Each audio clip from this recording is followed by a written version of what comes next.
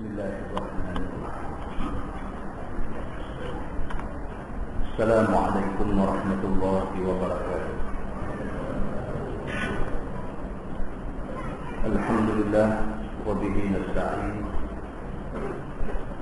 Asyhadu an la ilaha illallah wahdahu la syarika lah.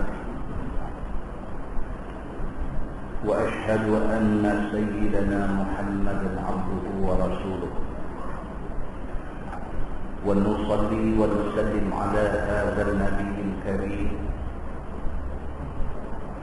سيد المرسلين وعلى آله وصحبه أجمعين. أما بعد، أيها المؤمنون اتقوا الله،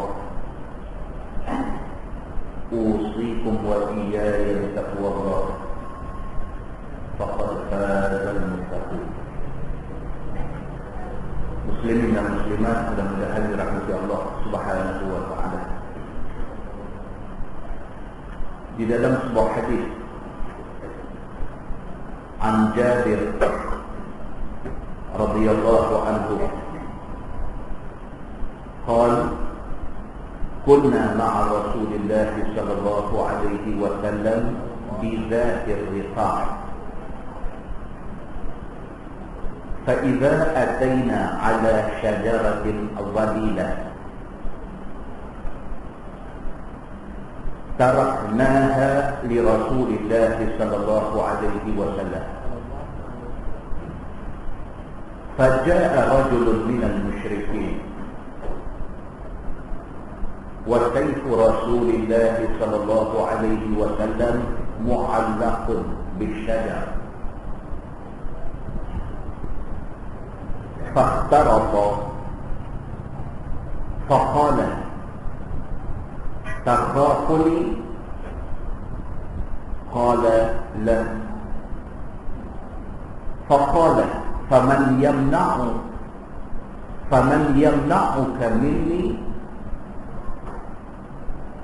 قال الله. فسقط السيف من يدي، فأخذ رسول الله صلى الله عليه وسلم السيف فقال من يمنعك مني؟ فقال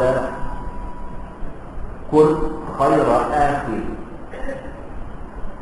فقال النبي صلى الله عليه وسلم تشهد أن لا إله إلا الله وأني رسول الله؟ قال لا، ولكني أعاهدك أن لا أقاتلك ولا أكون مع قوم يقاتلونك. فخلى سبيله، فأتى أصحابه فقال جئتكم من عند خير الناس، أو كما قال. hadis sahih muttafaqun alaih. Daripada satu orang sahabat Nabi yang terkenal, nama dia Jabir bin Abdullah radhiyallahu anhu. Jadi sahabat itu terkenal, Jabir bin Abdullah. Kata dia, kami maknanya sahabat-sahabat dengan Nabi. Kami baru balik daripada perang yang dinamakan perang Zatul Riqa'. Itu satu perang. Sahabat-sahabat pergi sama dengan Nabi di perang dalam perjalanan balik. فَإِذَا أَتَيْنَا عَلَى شَجَرَةٍ وَلِيلَةٍ. Dalam perjalanan balik itu dia lalu satu kawasan lembah, satu kawasan wadi. Tengok ada satu pokok rindang teduh. Taraknaha di Rasulullah sallallahu alaihi wasallam. Sahabat-sahabat kata kami jumpa satu pokok rindang teduh, maknanya sesuai untuk buat tempat mereka. Maka kami tinggal tempat yang elok tu untuk Nabi sallallahu alaihi wasallam. Ini yang kata sahabat-sahabat. Ini yang kata sahabat-sahabat ni kira hak elok hak Nabi. Ada begitu. Yang kata sahabat-sahabat ni depa ni dididik, diasuh, dilatih oleh Nabi SAW. Nabi tak suruh bagi istimewa ke dia, Nabi tak suruh. Tapi sahabat sendiri rasa sayang, rasa kasih ke Nabi, hak elok, hak Nabi. Sama-sama penat perang, dalam perjalanan balik sampai dekat satu kawasan wadi, satu kawasan lembah, tengok ada satu pokok rendang, teduh, redum elok. Ada yang kata hak ni, hak elok ni hak Nabi. Maka dia reserve tempat tu, dia simpan tempat tu untuk Nabi SAW. Maka Nabi SAW pun bila dah sampai situ, itulah tempat rehat dia. Faja'a rajulun minal musyrikin. Tengah Nabi duduk rehat. Nabi bila sampai tengok dah orang bagi ke dia tempat tu, dia pun duduk, pedang dia ambil sangkut. Mengikut dalam huraian hadis ini, dia kata pokok tu pokok rendang, ada dahan, dan pokok tu pokok berduri. Maka Nabi ambil pedang dia, sangkut di salah satu duri yang ada di pokok. Sangkut pedang dia dan Nabi tidur. Letih perang. Tengah Nabi duduk rehat, faja'a rajulun minal musyrikin. Mai satu orang kafir kurang. Kafir musyrik ni sampai. Wa sayfu Rasulillah sallallahu alaihi wasallam mu'allaqun bisyajarah. Dia sampai, dia tengok pedang Nabi duduk sangkut di pokok tu. Maka dia ambil pedang tu, fakhtarafa, dia cabut, dia letak ke Nabi. Faqala takhafuni. Dia cabut pedang tu, dia buh di tengkok Nabi, dia tanya Nabi, takhafuni, hang takut tak kat aku? Qala Nabi sallallahu alaihi wasallam, la. Nabi kata aku sikit pun tak takut. Yang kata Nabi kita ni tuan-tuan. Yang kata Nabi kita, Nabi Muhammad sallallahu alaihi wasallam ni, atas nama Islam tak ada takut. Pedang dia orang ambil, cabut, dia letak di tekuk dia, tanya dia, takhafuni, hang takut tak kat aku? Nabi bangkit daripada tidur, tengok musuh duk pegang pedang dia, pedang tu duduk di tekuk dia. Musuh tanya pula, hang takut tak dekat aku? Nabi jawab sepatah, la, tak takut. Faqala, maka kata musuh ni, dia kata, faman yamna'uka minni, hang abang mai kat aku, siapa yang boleh halang hang daripada aku ambil tindakan dekat hang dengan pedang? Qala Nabi sallallahu alaihi wasallam, Allah. Nabi jawab dekat dia, yang boleh halang hang daripada buat apa-apa kat aku, Allah. Nabi kata. Fasaqata as-sayf min yadi. Terlepas pedang dia pegang. Tuan-tuan, cerita ni kita biasa dengar dah, tapi kita tak dengar dalam bentuk hadis yang penuh. Rupanya cerita ni bukan cerita cerita, tapi rupanya cerita ni hadis sahih yang ceritakan dekat. Bila Nabi jawab dengan penuh berani, dengan penuh tawakal kepada Allah Subhanahu wa taala, Nabi kata aku tak takut dekat hang, yang aku takut Allah. Allah boleh halang hang daripada buat apa-apa dekat aku. Fasaqata sayf min yadi. Terlepas pedang dia ada pegang, terlepas jatuh. Fa'akhadha Rasulullah sallallahu alaihi wasallam as-sayf. Nabi ambil pedang tu pegang pula. Faqala, Nabi kata, man yamna'uka minni. Nabi tanya dia balik soalan dia tanya Nabi tadi. Nabi kata dekat dia, siapa yang boleh halang aku daripada buat apa-apa kat hang lain? Faqala, jawab musuh ni tadi, dia kata, kun khaira akhi. Dia jawab dekat Nabi, dia kata, jadilah kamu satu orang yang boleh diminta perlindungan. Bahasa dia tuan-tuan tengok, dia jawab bagaimana. Bila dapat ke Nabi balik pedang tu, Nabi buh balik pedang tu, ujung macam pedang di tengkok dia, macam dia buat dekat Nabi tadi. Nabi tanya dia balik, macam dia tanya Nabi tadi. Nabi kata, agak-agak hang siapa yang boleh halang hang daripada kena radak dengan pedang ni? Kalau Nabi tadi dia tanya soalan tu, Nabi sebut satu kalimah saja. Nabi kata Allah, terlepas pedang daripada tangan dia. Bila Nabi tanya dia balik, siapa yang boleh halang aku daripada buat apa-apa kat hang? Dia kata, kun khaira akhi. Dia kata, jadilah orang yang boleh bagi perlindungan kat aku. Maksudnya, takkan hang nak bunuh aku kau.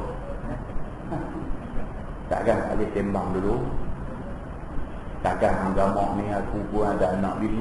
Macam tu lebih kurang cerita. Faqala Nabi sallallahu alaihi wasallam, Nabi kata kat dia. Nabi kata tashhadu an la ilaha illallah wa anni rasulullah. Nabi kata la ilaha illallah. Naik saksilah bahawa tak ada Tuhan melainkan Allah dan mengakulah kata aku ni pesuruh Allah. Yang tu je Nabi kata, aku tak minta apa. Tashhadu an la ilaha illallah. Naik saksilah kata tak ada Tuhan lain dah melainkan Allah aja Tuhan kita semua. Wa anni rasulullah. Mengakulah kata aku ni Muhammad bin Abdullah ni adalah Rasulullah. Qala la. Dia pula jawab ke Nabi. Dia kata yang sudah. Nak suruh aku mengucap kata tak ada Tuhan lain melainkan Allah. Nak suruh aku mengaku kata hang ni Nabi. La. Aku tak akan kata benda tu. Walakinni u'ahiduk. Tapi aku boleh janji dekat hang satu benda. An la uqatilah. Aku janji lepas ni aku tak akan lawan hang dah. Wala akuna ma'a qaumin yuqatiluna. Dan aku janji dekat hang aku tak akan join, aku tak akan pergi bercampur dengan orang-orang yang nak lawan. Kalau hang lepas aku, hang tak bunuh aku boleh janji dekat hang satu apa dia, aku tak akan lawan dengan hang dah lepas ni. Dan aku sekali-kali tak akan pergi bercampur dengan orang yang lawan. Faqalla sabila. Nabi kata hampir lepas tuan-tuan. Yang kata Nabi Muhammad sallallahu alaihi wasallam ni manusia macam tu. Tak seperti yang digambarkan oleh orang Denmark. Dan dengar baca berita, baca surah abang ya. Apa orang Denmark buat? Depa lukis satu rupa orang Arab, depa kata ni Nabi Muhammad. Atas kepala Nabi serban tu bom. Atas kepala Nabi serban tu adalah bom, duk tunggu nak meletup. Dia buat gambar tu dengan tujuan nak menghina. Nak kata orang Islam ni yang duk suka bunuh orang rata-rata ni pasti dia ni. Yang kata Muhammad bin Abdullah dia ni lah ajak orang. Dah tuan-tuan, Nabi tak ajak macam tu. Nabi tak ajak macam tu. Nabi peluang duk ada depan ni. Depan-depan ada peluang kalau dia nak buat pun Nabi tak buat. Nabi tanya dia, tashhadu an la ilaha illallah wa anni rasulullah. Hamba tak mengaku kata tak ada Tuhan melainkan Allah. Hamba tak mengaku kata aku ni Rasulullah. Kau ni kata tak, aku tak mau mengaku benda tu. Aku tak mau jadi orang Islam. Nabi kata tak apa. Lah nak kata apa? Dia kata aku nak kata satu je. Kalau hang lepas aku tak lawan hang dah. Aku seorang pun tak lawan hang. Dengan puak ada lawan hang pun aku tak campur. Faqalla sabila. Nabi kata balik. Nabi kata balik. Fa'ata ashabah. Dia tak sangka Nabi nak lepas dia. Dia tak sangka Nabi nak kata dekat dia hampir balik. Dia tak sangka. Dia ingat pun Nabi SAW tentu akan buat sesuatu dekat dia yang pastinya bunuh dia. Tiba-tiba Nabi lepas dia. Bila Nabi lepas dia, fa'ata ashabah. Dia balik dia jumpa kawan-kawan dia. Faqala. Dia sampai tu dengan muka pucat, letih, terkejut, takut dengan benda tak sangka jadi ke dia. Dia balik-balik ni kawan-kawan pakai mai dekat dia, apa jadi ke hang? Dia kata ji'tukum min 'indi khairin nas. Dia kata ni aku baru mai jumpa hangpa ni. Aku mai daripada lepas jumpa satu orang yang merupakan sebaik-baik manusia. Tuan-tuan, hadis itu hadis sahih, muttafaqun alaih. Sepakat ulama mengatakan itu hadis sahih. Muslimin dan muslimat yang dirahmati Allah sekalian, apa kita nak kata hari ini? Ini Islam. Ini Islam. Kesimpulan daripada hadis yang kita baca itu yang pertama, Nabi Muhammad dan sahabat-sahabat Nabi adalah golongan manusia yang banyak terlibat dalam perang. Cerita perang ni daripada mula-mula perang Badar sampai perang demi perang, tetapi orang Islam perang bukan kerana gila perang, tapi kerana mempertahankan diri dan agama. Orang Islam tak akan pergi mula cari pasal nak memulakan satu peperangan, itu bukan kerja Islam. Tetapi orang Islam kalau berlaku perang adalah kerana nak mempertahankan diri dan nak mempertahankan agama. Maka Nabi SAW dan sahabat-sahabat Nabi dulu banyak terlibat dalam perang. Tetapi terlibatnya Nabi dan sahabat-sahabat dalam perang ni adalah kerana nak mempertahankan Islam dan nak mempertahankan nyawa mereka sendiri. Yang kedua, kesimpulan dan pengajaran yang boleh kita ambil ialah tahap tawakal Nabi SAW itu sangat tinggi. Tuan-tuan, tahap tawakal Nabi SAW ni, tawakal Nabi ni cukup tinggi. Sehingga kan pedang tu ada di tengkok dah, Nabi boleh jawab kata Allah boleh selamatkan. Maknanya nak mencapai tahap tawakal yang setinggi itu bukan jalan-jalan orang boleh datang. Dan itulah tahap tawakal yang ada pada Nabi SAW dan para sahabat Nabi ridwanullah alaihim ajma'in. Yang ketiga, pengajaran yang ketiga ialah Islam hanya menyeru dan dakwah. Dakwah tu maksudnya seru. Dakwah daripada perkataan da'a maksudnya panggil, seru. Islam hanya menyeru ataupun hanya berdakwah kepada orang supaya masuk Islam. Islam tidak pernah paksa orang masuk Islam. Islam, dia seru orang masuk Islam, di samping dia tunjuk peribadi dia sebagai orang Islam. Dan Islam tidak pernah dalam sejarah memaksa orang suruh masuk Islam. Mudah-mudahan mukadimah itu memberi manfaat dan memberi kefahaman kepada kita dalam kita nak mengaku kata kita ini orang Islam. Mudah-mudahan mukadimah itu memberi manfaat kepada kita. Kita menggunakan tafsir Nurul Ihsan jilid 4. Nurul Ihsan jilid 4, kita masih lagi berada di dalam tafsir surah Al-Fath, muka surat 94. Muka surat 94. A'udzubillahi minasyaitanir rajim. Kita sambung ayat 6 surah Al-Fath. A'udzubillahi minasyaitanir rajim. Wa yu'adzibal munafiqina wal munafiqat wal musyrikina wal musyrikat adh-dhannina billahi dhanna as-saw.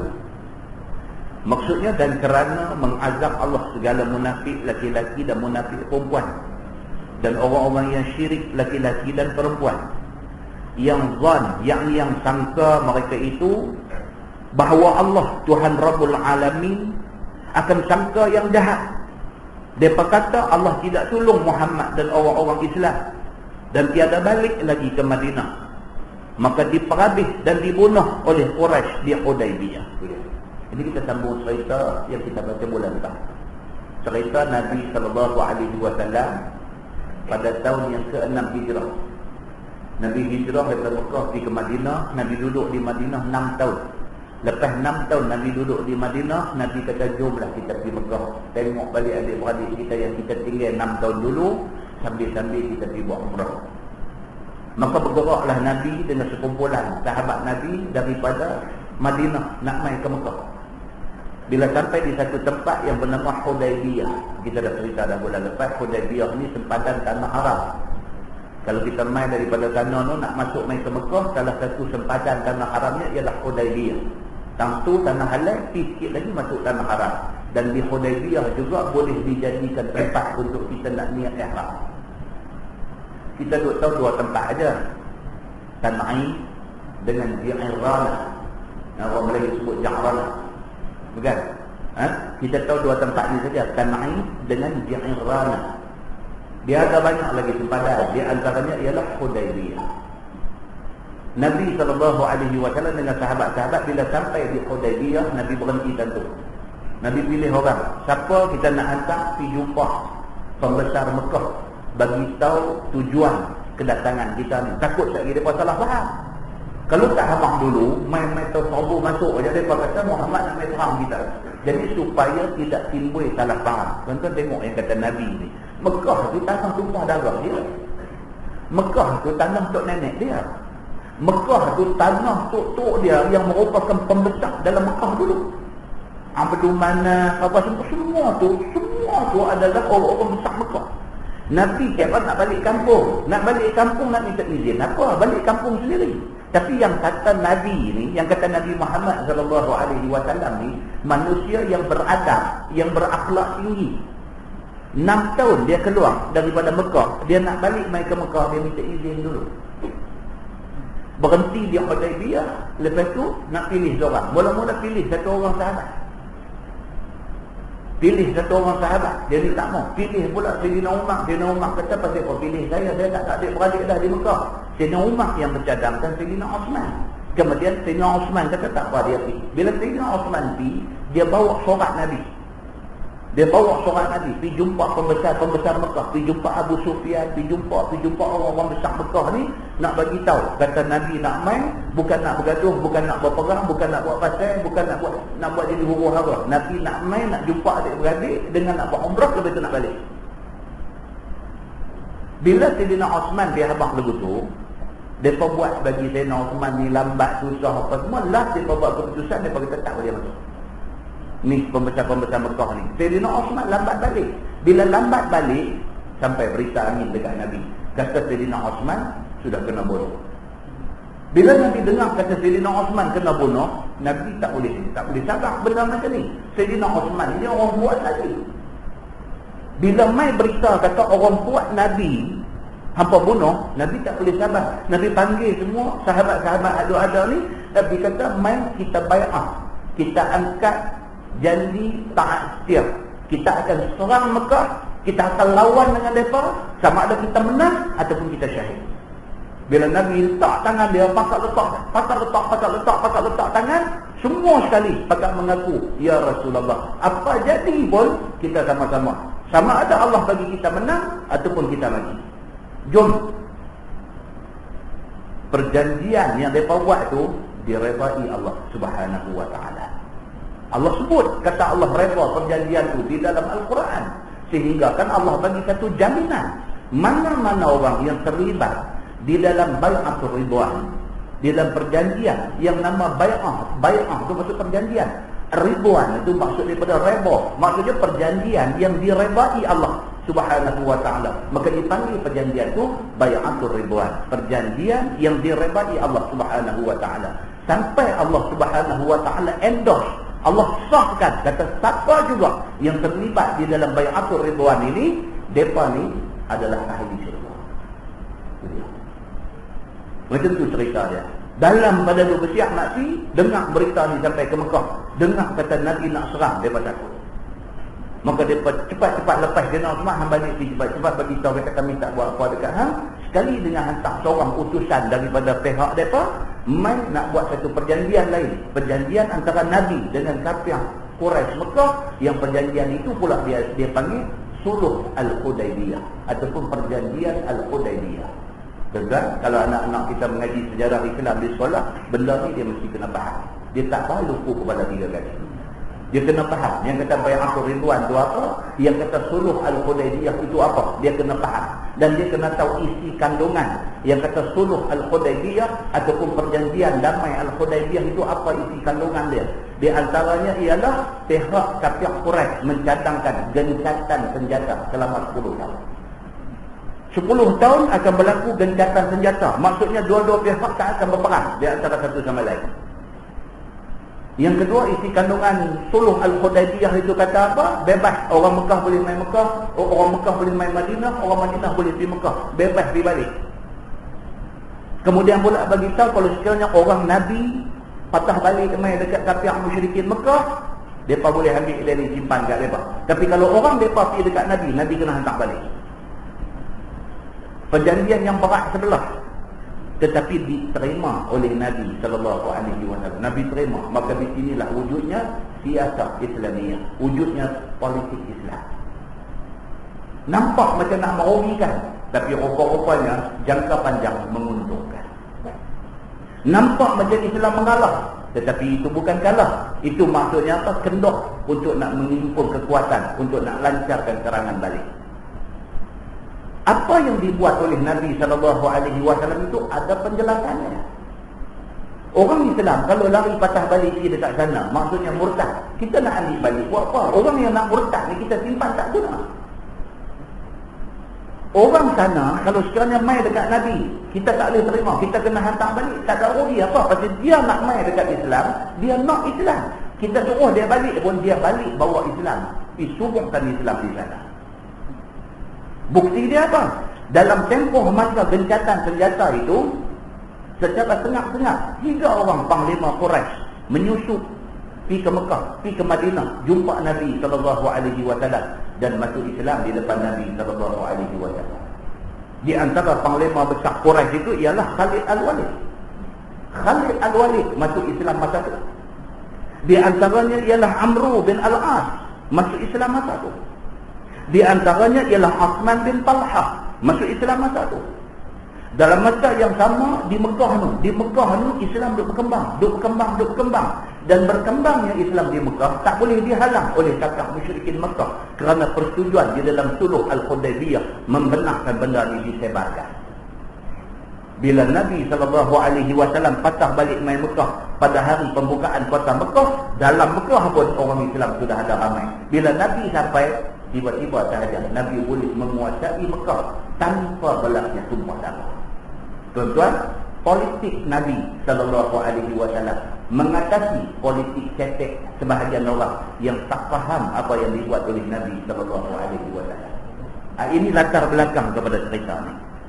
Jadi apabila Nabi masa Nabi keluar daripada Madinah nak pergi Mekah, singgah di Hudaybiyah tu, ada sekelompok orang pada masa tu tak mau ikut Nabi. Nabi ajak, jom kita pergi Mekah, kita ziarah adik-beradik kita dan kita buat umrah. Ada sekelompok orang, iaitu golongan munafikin. Mereka tak apa. Pasal apa? Pasal mereka berkepercayaan, pasal mereka berkeyakinan Nabi ni, Nabi mesti kenal dengan kakak musyrikin Mekah dan Nabi mesti mati. Maka kerana tu mereka tak mau ambil risiko, mereka tak mau. Ini yang kita duk baca lah ni, dia cerita apa? Dan zon, yakni sangka mereka itu dengan Allah, yakni Tuhan Rabbul Alamin akan sangka jahat. Mereka duk sangka jahat, mereka duk sangka Tuhan tak akan jaga Nabi. Itu sangka jahat. Duk kata Tuhan tak akan jaga Nabi, ini adalah sangka jahat, su'uzwan, buruk sangka. Yakni mereka kata Allah tiada tolong Muhammad dan orang-orang Islam. Mereka duk kata macam tu, ni Muhammad ni kena, mereka kata kena. Puak-puak ada di Mekah tak akan biar mereka ni. Mereka sampai sedap mereka nanti kena. Jangan kita duk bicara sejaki. Maka tiada balik lagi Nabi ke Madinah. Maka diperhabis, yakni dibunuh oleh Quraisy di Hudaybiyah. Firman Allah, alaihim dairatus saw. Atas mereka itu, yakni orang-orang munafik dan musyrik itu, pusingan kejahatan. Maksudnya apa hak mereka kata tu, mereka duk buruk sangka tu, akhirnya buruk tu kena ke mereka. Dia kata. Yang ni kena mereka itu akan kehinaan dan kena azab pula di akhirat. Bukan atas Nabi dan bukan ke atas orang Islam. Mereka tu kata Nabi nanti kena. Tengok-tengok Nabi tak kena apa, Nabi selamat elok. Mereka kemudiannya dikenakan azab oleh Allah Subhanahu wa taala. Kali kita baca apa kena mereka. Firman Allah, wa ghadiballahu alaihim wa la'anahum wa a'adda lahum jahannam wa sa'at masira. Maksudnya dan murka Allah atas mereka itu, yakni atas munafik dan musyrik itu. Bukan setakat murka, bahkan laknat Allah akan mereka itu, yakni jauh mereka daripada rahmat Allah.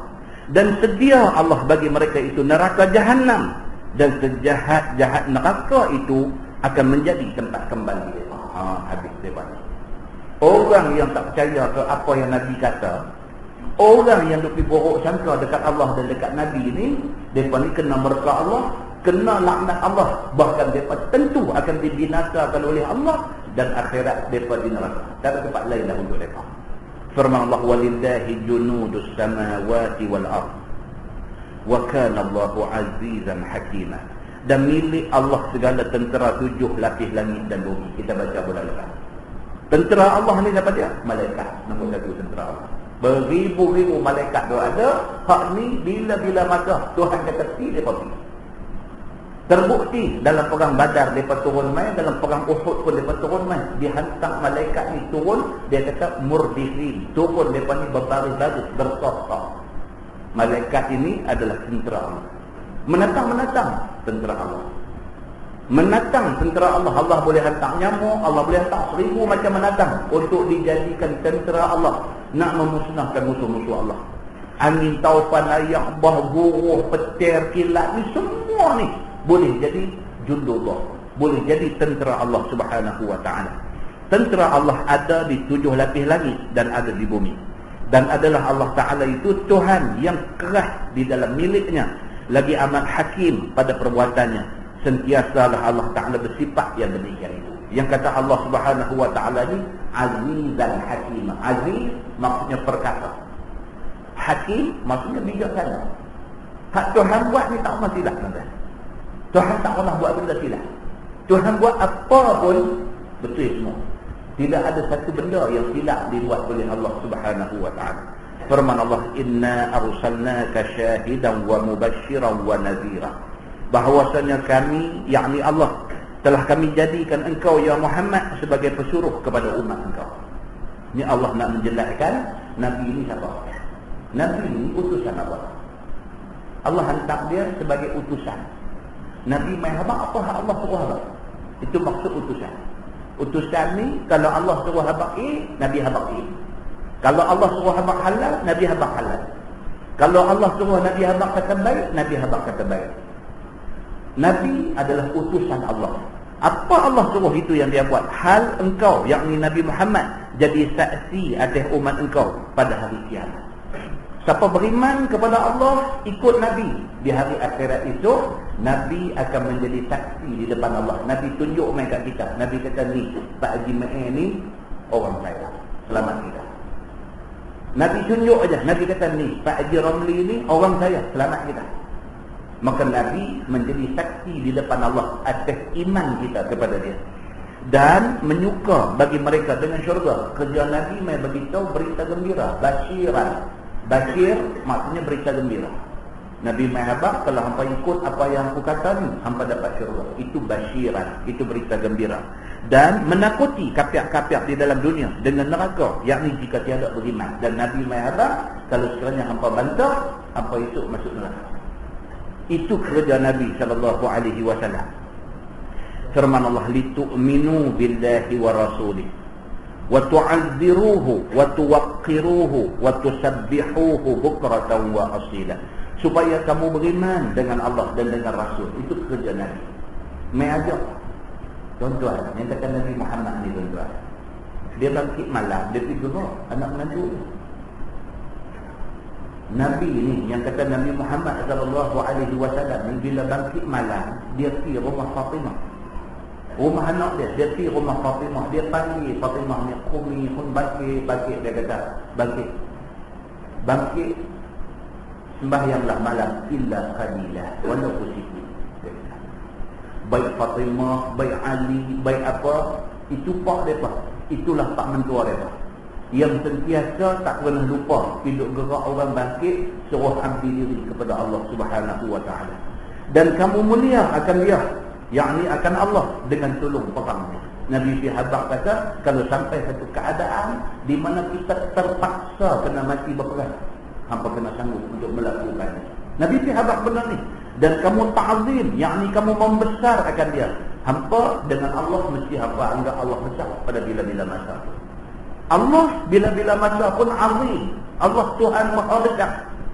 Tak boleh sekali-kali kita downgrade Allah. Sekali-kali tak boleh kita underestimate Allah. Sekali-kali tak boleh kita salah sangka menganggap Allah ni kecil daripada kita. Sekali-kali tak boleh lagu tu.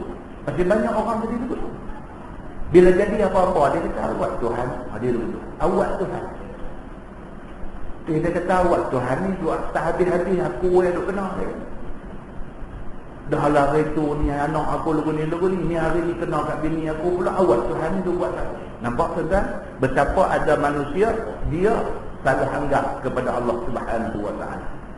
Ada manusia kata bila tengok jadi hotel runtuh mati jemaah haji di Mekah tu, dia kata apa? Tak, dia kata Tuhan ni pun satu. Kita ingat dia kata Tuhan ni satu, Tuhan ni Esa, betul kan? Dia kata Tuhan ni pun satu. Dia kata kalau nak bagi runtuh, bagilah runtuh di tempat judi, di Los Angeles, di Las Vegas, apa semua. Nanti bagi runtuh orang pergi buat haji, buat apa. Tuan-tuan, cakap macam itu salah. Tak Tak boleh. Cakap macam tu tak boleh. Pasal apa? Pasal Allah, dia bila dia takdirkan apa benda pun jadi, dia ada hikmah. Bergantung kat kita nak tengok ke mana.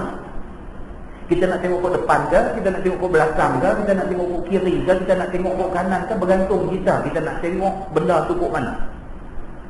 Kalau kita tengok benda tu ke depan, kita tengok secara positif, kita kata apa? Alhamdulillah, dalam keadaan mereka jadi duyufur rahman, mereka jadi tetamu Allah, mereka mati dalam keadaan tu jadi tetamu Allah, bahagia mereka. Maknanya kita melihat kejadian itu secara positif. Tapi kalau kita nak tengok secara tak elok, lagu tak dia. Tuhan itu satu. Apa yang dibuat kau orang pergi Mekah buat lagi? Tak boleh cakap macam tu. Orang yang bercakap lagu tu pasal apa? Satu, pasal jahil. Jahil, bercakap tak arti agama, cakap ikut sedap mulut, satu. Yang kedua, pasal apa dia bercakap lagu tu? Tersasul. Kadang-kadang tu tercakap lagu tu. Maka orang yang tersasul ni istighfar. Astagfirullahaladzim, aku tak ada maksud macam tu. Astagfirullahaladzim, ya Allah, aku minta ampun, aku tersasul tadi. Muslimin dan muslimat yang dirahmati Allah sekalian. Ini yang dikatakan kita kena selalu ta'zim, yakni membesarkan Allah Subhanahu wa taala. Dan jangan hina akan dia. Jangan sekali-kali kita hina Allah. Jangan sekali-kali kita hina agama Allah. Tak boleh. Jangan hina akan dia. Serah kepada serunya. Di antara cara hina ni apa dia? Kita serah kepada seru. Negeri kita sanggup serah bagi musuh pegang negeri kita. Bermakna apa? Bermakna kita menghina Allah kerana kita menghina agama dia. Tak boleh macam tu, dia kata. Dan kamu mengucap tasbih akan Allah Subhanahu wa taala pagi-pagi dan petang-petang. Cara nak selamat ni apa tuan-tuan? Cara nak selamat ni pagi, petang, siang, malam, mulut ni mau selalu duduk tasbih. Subhanallah, subhanallah, subhanallah, subhanallah. Selamat kita. Kalau kita tak tasbih, mulut kita nak bercakap benda tak elok. Bila kita biasakan mulut kita ni bertasbih bukratan wa asila, pagi petang, subhanallah, subhanallah, subhanallah.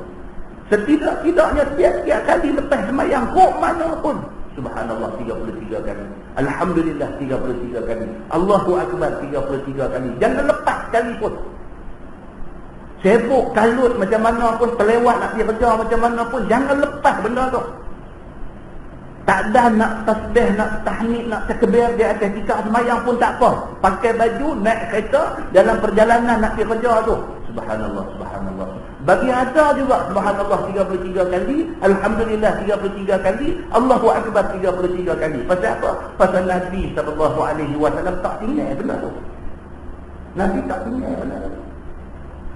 Duduk saja-saja petang-petang tu, tangan dia pegang biji tasbih pun tak apa, pegang biji tak apa saja. Kadang-kadang ada orang dia tanya saya, dia kata, ustaz pakai biji tasbih ni bid'ah tak? Dia kata, biji tasbih bid'ah tak? Saya kata bid'ah kalau dirujuk kepada Nabi tak buat, bid'ah lah.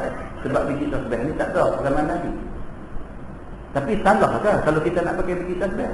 Saya kata salah apa? Dia alat untuk kita nak senang ingat. Dah 33 kali, dah 33 kali.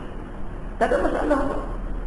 Ada pula seorang dia bila dia tanya macam tu, dia kata pasal apa yang ditanya tu? Dia kata saya ni kalau duduk subhanallah, subhanallah, subhanallah, tangan tak pegang tasbih dia tak fokus. Dia kata lagu tu pula, saya tak fokus. Dia kata tapi kalau saya pegang tasbih duk tarik subhanallah tu, saya lebih fokus. Dia kata tak tahu tak kenapa jadi lagu tu tak. Bila saya tak pegang apa dia mulut dia duk kata dia tak tumpu. Tapi bila saya pegang biji itu tarik itu dia rasa lebih. Dan Masya Allah, kalau itu yang membawa kepada kita lebih khusyuk, buat. Bukan salah. Yang salah ni tak buat. Bukankah bupa kita tak buat? Buatlah. Buat benda-benda yang macam ni. Ini yang dia nak beritahu. Maka mengucap tasbih akan Allah pagi dan petang. Selamat kita kalau mulut sentiasa duduk bertasbih. Firman Allah, innal ladzina yubayyi'una innama yubayyi'una Allah. Bermula segala mereka yang mubayyi'ah. Mubayyi'ah maksudnya yang berjanji setia. Yang berjanji setia. Bermula mereka yang mubayyi'ah, yakni mereka yang berjanji setia, mereka itu akan dikau dengan Hudaybiyah, yakni orang yang diangkat bai'ah, janji setia di Hudaybiyah yang kita cerita tadi. Yang dinamakan janji setia itu dengan nama Bai'atul Ridwan. Hanya saja mubaya'ah mereka itu akan Allah Subhanahu wa taala. Engkau wahai Muhammad adalah gantinya. Itu dia. Yang kata pergi duk letak tangan tu. Letak tangan. Janji tu letak tangan angkat adik tangan aku. Duk letak tangan tu. Letak tangan tu bukan berjanji dengan Nabi, tapi berjanji dengan Allah. Nabi tu wakil Allah, letak tangan di situ. Perjanjian itu dengan Allah Subhanahu wa taala. Seperti barang siapa taat kepada Rasul, maka sesungguhnya taat dia kepada Allah. Maka makna mubaya'ah itu ialah berjanji setia. Tiada undur daripada tempat perang sehingga menang ataupun mati kerana tuntut keredaan Allah Subhanahu wa taala. Dia janji macam tu. Janji apa? Janji apa jadi pun kita mati pun tak apa. Nama kata nak serah kita buta-buta dak sekali-kali. Kita mati pun tak apa. Kita mati sama Nabi sallallahu alaihi wasallam. Macam tu. Iaitu hantar tangan atas tangan. Dia kata tangan letak atas tangan sebagai satu isyarat kepada janji itu. Firman Allah, yadullahi fawqa aydihim. Itu dia. Tuhan sebut apa? Tangan Allah di atas tangan mereka itu. Iaitu memandang atas mubaya'ah mereka itu. Dibalas atasnya dengan syurga ataupun kekuatan Allah dan pertolongannya dan nikmatnya atas mereka.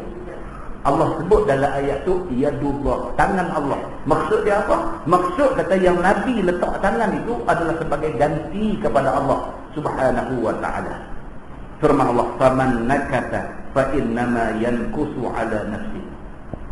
Maka barang siapa yang membatal akan janji itu atas sama mati hidup di dalam perang lawan kafir itu, maka hanya membatal ia pahala atas diri itu dia.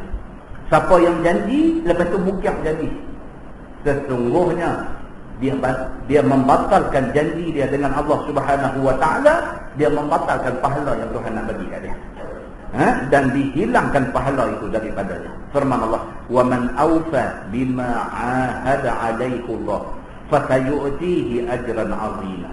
Dan barang siapa yang sempurna, yakni yang menunai, yang menepati janji itu dengan barang yang berjanji atasnya, yakni atas Allah pada mubayah itu, maka lagi memandang akan dia oleh Allah pahala yang besar, iaitu syurga dengan nikmatnya. Siapa janji kemudian dia tunai janji dia, Tuhan bagi syurga. Janji kata apa pun kita pergi perang, sama ada kita menang ataupun kita syahid, jom kita pergi dan lepas tunaikan janji mereka. Allah Subhanahu wa taala kata, aku tak ada janji lain kepada orang yang tunai janji ni, aku bagi syurga dekat mereka. Tuan-tuan, mahal tuan-tuan, syurga. Mahal. Belum tentu kita ada main masjid mengaji ni, belum tentu kita dapat syurga. Belum tentu tuan-tuan. Malaikat kalau sekiranya kita kekal atas Islam, kekal atas iman, sampai kelucut nyawa keluar daripada diri kita ni, kita kekal atas Islam, atas iman, syurga akan jadi tempat kita. Lagi tak pergi ke noktah tu, noktah penghabis tu lagi tu tak tahu tuan. Lagi tu tak tahu. Selagi itulah kita kena minta doa dekat Allah, minta Allah pelihara kita, Allah selamat kita, Allah bagi kita ni hidup dalam keadaan Islam dan beriman. Allah bagi dekat kita mati itu dalam keadaan kita beriman kepada Allah Subhanahu wa taala. Begitu. Baik, firman Allah, sayaqulu lakal mukhallafuna minal a'rab. Lagi akan berkata oleh segala yang ketinggalan pada perang Hudaibiyah itu, yakni daripada segala Arab yang duduk di keliling Madinah itu. Ini nak cerita tentang geng yang tak ikut Nabi di Hudaibiyah. Bila masa pun, perang mana pun akan ada orang yang tak mau ikut. Ada. Ketika Nabi nak pergi ke perang, nak pergi ke Hudaibiyah, nak masuk ke Mekah ni, ketika itu ada sekumpulan orang tak mau nak ikut sekali. Mereka itu ialah Bani Ghaffar, dan juga Bani Muzina, dan juga Juhainah, dan juga Asjar. Ini 4 suku, 4 puak Arab yang mereka ni sembang kok belakang, tak mau ikut Nabi. Sembang belakang ni memang jadi. Sejak zaman Nabi dulu memang jadi. Main depan Nabi, okey, bagus, belakang bagus. Daripada zaman Nabi dulu ada macam ni. Daripada dulu sampai kiamat akan ada macam ni. Depan mai tunjuk cantik apa-apa semua, belakang tapi jangan nak ikut zaman pun. Ada golongan yang macam ni. Ketika Nabi nak bertolak daripada Madinah nak pergi ke Hudaibiyah, ada 4 puak besar daripada puak-puak Arab ni yang memang tak pergi, dan mereka kata pula ke belakang dekat Nabi. 4 kabilah Arab yang Rasulullah panggil pergi samanya tahun Hudaibiyah itu, maka tiada pergi 4 puak itu. Ada 4 puak ni yang memang tak pergi. Dan berkata mereka itu kepada Nabi SAW ketika baliknya. Dan mereka ni dah Nabi pi dan Nabi balik selamat. Mereka tu kata Nabi pi, tentu Nabi kena bunuh. Tiba-tiba Nabi balik selamat, tak jadi apa. Maka berkata mereka ni bila tengok Nabi balik, firman Allah, syaghalatna amwaluna wa ahluna fastaghfir lana. Mereka pergi dekat Nabi jumpa, mereka kata telah membimbangkan kami daripada keluar serta engkau wahai Muhammad oleh segala harta kami dan keluarga kami. Ini excuse. Dia bagi yang ni excuse. Bila tengok Nabi balik, dandan pergi jumpa Nabi. Sebelum Nabi kata apa-apa, kita pergi jumpa Nabi mengaku dulu. Sampai-sampai la ilaha illallah ya Rasulullah, kami bukan ta'afi hari itu. Kebetulan masa tu anak tak sihat, anak demam. Kebetulan pada masa tu bendang tak ada orang nak buat. Kebetulan mereka bagi alasan, mereka takti pasal apa? Syaghalatna amwaluna wa ahluna. Kami ni pergi jadi sibuk, pergi jadi kalut dengan harta benda kami dan juga keluarga kami. Maka minta ampun olehmu kepada Allah daripada tiada keluar serta engkau itu. Mereka kata, ya Rasulullah, tolonglah abang kat Tuhan kan. Kata kami takfir itu bukan saja ta'afi, ada hal. Nampak? Tengok-tengok Nabi balik, oh tak jadi apa dia ni. Dia ingat kot dia mati dah tu ni. Kacau kita ni, kita tak pergi ni, dia balik mereka ni, dia cari kita mungkin. Lah ni jom kita pergi jumpa dia, bagi alasan. Bagi alasan, Allah minta maaf banyak-banyak lah, ya Rasulullah minta maaf lah, itu ni bukan ta'afi. Tiap dah nak pergi. Mohong balik lagi, pemoh. Tiap dah betul ni nak pergi tu. Tapi Allah minit dia main. Faidah. Hang tak pergi tu dah satu dosa. Apa mohong apa? Kan macam kawan kita lama tak mengaji lah. Kan lama tak mengaji, jumpa dia. Kita kata lama tak nampak ni. Allah dia kata putih 2-3 bulan ni kalut semua. Kalut apa? Kalut dia tengok ada berita rumah aja. Duduk depan TV dia ada goyang kaki dia tengok yang tak pergi mengaji tu bukan ada kalut apa pun. Tapi pembohong tu. Pembohong tu. Allah dia kata kalut 2-3 bulan ni memang kalut semua dan minta maaf. Kan? Katalah apa-apa. Bukanlah apa-apa kan? Tapi orang yang bersalah ni dia rasa bersalah. Orang yang bersalah ni dia tak boleh sembunyi rasa bersalah dia tu. Tengok-tengok Nabi balik aja daripada Hudaibiyah menau bakat sampai syaghalatna amwaluna wa ahluna. Kami ni bukan pasal apa, kalutlah perhitungan anak apa dulu ni kalut dengan duk bagi alasan dekat Nabi. Firman Allah Subhanahu wa taala, yaquluna bi alsinatihim ma laysa fi qulubihim. Depa kata aja lagu tu dekat Nabi, Tuhan turun wahyu dekat Nabi. Tuhan turun wahyu dekat Nabi, maka berkata mereka itu dengan lidah mereka itu perkataan yang tidak ada dalam hati mereka itu. Tuhan dandan beritahu dekat Nabi, wahai Muhammad jangan percaya puan ni. Mulut aja cakap lagu tu, betul-betul bukan lagu aja cakap. Tuan-tuan ni yang kata Nabi Muhammad sallallahu alaihi wasallam. Allah dandan beritahu. Allah dandan beritahu dekat Nabi. Maka dusta sekalian mereka itu pada minta uzur dan minta ampun. Tuhan abang dekat Nabi, puak ni pembohong macam kita percaya dia. Terus Tuhan abang dekat Nabi, qul faman yamliku lakum minallahi syai'an in arada bikum darran aw arada bikum naf'a. Tuhan kata dekat Nabi Muhammad, kata olehmu wahai Muhammad kepada mereka ni, kepada geng yang tak ikut sama ni, betapa seorang yang milik bagi kamu daripada Allah itu sesuatu. Hamba kat mereka, hampa ingat hampa ni siapa? Hampa ni hamba Tuhan. Hampa ingat hampa ni siapa? Hampa bolehkan nak bohong Tuhan? Hampa pun nak Tuhan boleh. Hampa pun kalau Tuhan tak bagi jadi, tak ada atas dunia ni. Hampa yang doa ada ni pun, kalau Tuhan dia udara tengah jam mati. Hampa tu pun sendiri, kalau Tuhan kerot rezeki mati. Kuat rezeki maksudnya apa? Bukan cakap dia bagi kita ni tak ada duit lah. Duit duk ada pun dia tutup selera, tak mau bagi makan dia, mati. Rezeki ni bukan duit ringgit saja, bukan makanan saja. Duit ada, makanan penuh meja, Tuhan tutup suis selera ya.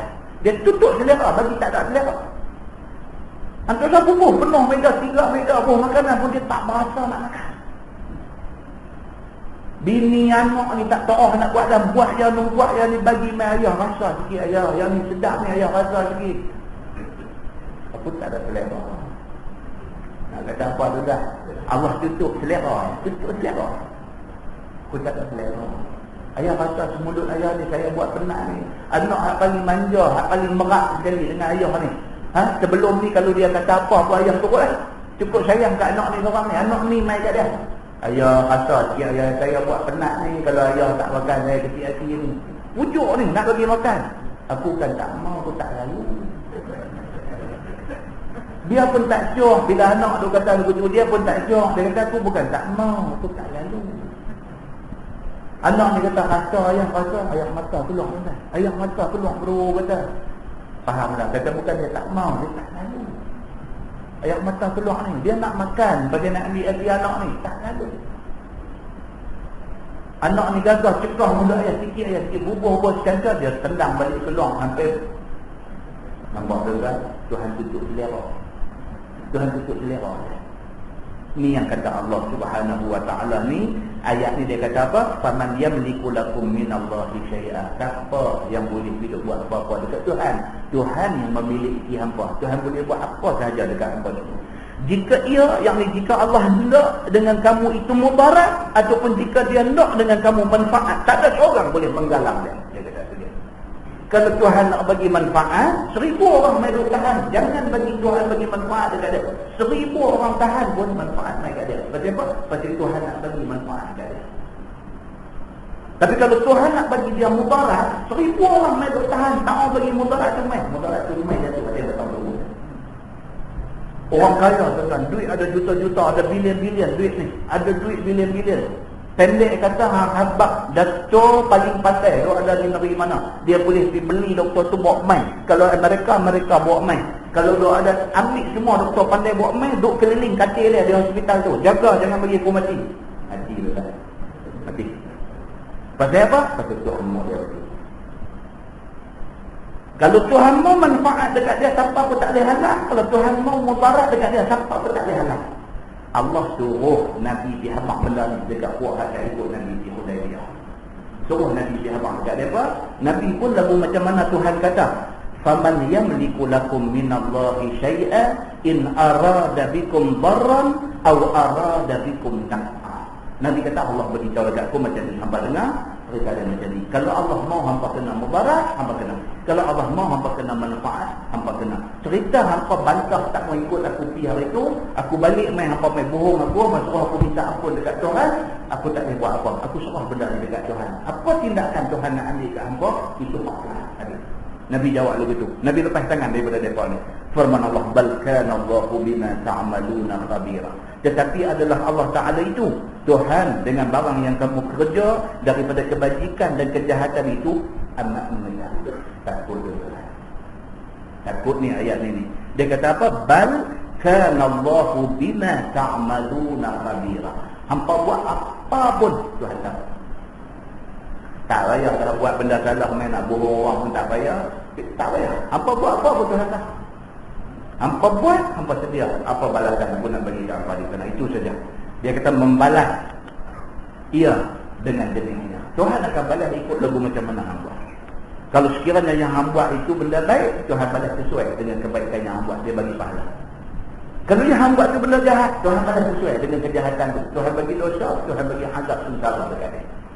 Firman Allah, bal dhanantum allan yanqalibar rasul wal mu'minun ila ahlihim abadah. Tetapi kamu, yakni geng hak ponting tak ikut Nabi sama-sama pergi ke Hudaybiyah itu, zan, yakni sangka kamu bahawa tiada kembali oleh Rasul dan segala orang mukmin kepada keluarga mereka itu. Tetapi kamu zan, kepada keluarga mereka itu di Madinah itu selama-lama. Hampa sudah salah dalam nak sangka. Hampa sudah sangka Nabi pilih mati. Itu sangka hamba. Tapi kemahuan Tuhan apa dia? Nabi akan balik mai semula ke Madinah. Firman Allah, wa zuyyina dzalika fi qulubikum, dan diperelok oleh setan yang demikian itu pada segala hati kamu. Depa ni masa Nabi ajak pergi Hudaybiyah, depa tak opi tu, setan buat bagi depa berasa macam tak pi tu bagus. Setan buat depa, wa zuyyina dzalika, setan buat bagi cantik nampak. Depa tu berasa munjuk kita kat pergi. Kalau pergi mati sekali dengan dia di sana. Mereka duk berasa keputusan mereka tu betul. Pasal apa mereka berasa apa yang mereka buat tu betul?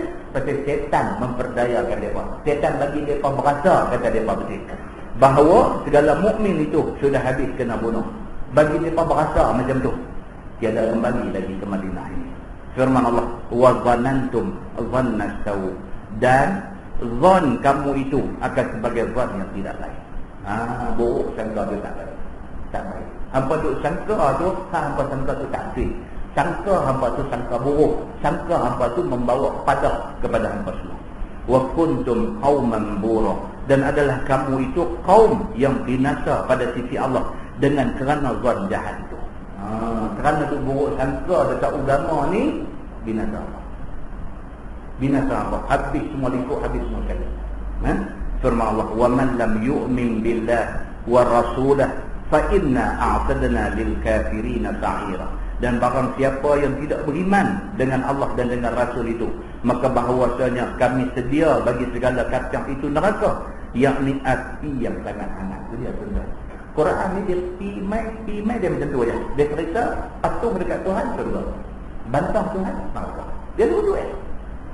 Patuh surga. Bantah neraka. Dia bubuh di tengah-tengah apa dia? Kalau orang yang bantah lepas itu sedang bertaubat, dapat kali surga. Dia buat begitu aja. Bacalah Quran 30 juzuk, dia pusing dia nak abang itu ya. Dia nak abang kata kita kena taat dekat Tuhan. Itu aja. Bantah kita tak. Macam tu aja dia nak beritahu. Firman Allah, walillahi mulkus samawati wal ardh yaghfiru liman yasha wa yu'adzibu man yasha wa kana Allahu ghafurar rahim. Dan bagi Allah itu milik 7 lapis langit dan bumi. Yang tu je dia nak beritahu. Ni semua hak kita duk nampak ni hak Tuhan. Dia nak abang tu. Pasal manusia ni dia mudah kagum. Bila dia tengok satu benda dia kagum sangat. Dia kagum tu dia tak kagum dengan Tuhan. Dia kagum dengan manusia. Dia kata pandai semua orang lah ni hidup mereka buat lagu ni. Dia duk kata manusia pandai. Dia tak nampak manusia hak dia kata pandai tu pun Tuhan yang buat orang tu. Manusia ni dia mahjub. Maksud dia apa? Dia terdinding. Dia tengok tu dia tak nampak sampai habis. Manusia ni, yang kata manusia ni tengok tu tak nampak sampai habis. Kita daripada sini tengok takat dinding. Dia lah balik dinding tu ada bopong, kita tak nampak. Manusia ni sifat dia macam tu. Bila dia tengok satu benda, dia kata pandai seperti orang lah. Dia kata orang lah pandai. Orang lah memang pandai. Tapi pandai dia tu Allah yang maha pandai buat dia. Dia tak pergi sampai ke sana. Itu orang yang duk belajar tasawuf ni. Dia kata apa? Dia kata tengok makhluk nampak khalik.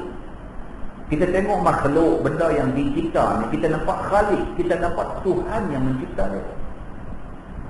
Kita tengok kasrah. Dia kata kasrah ni tengok benda banyak-banyak ni, kita nampak wahdah. Kita nampak Allah yang esa.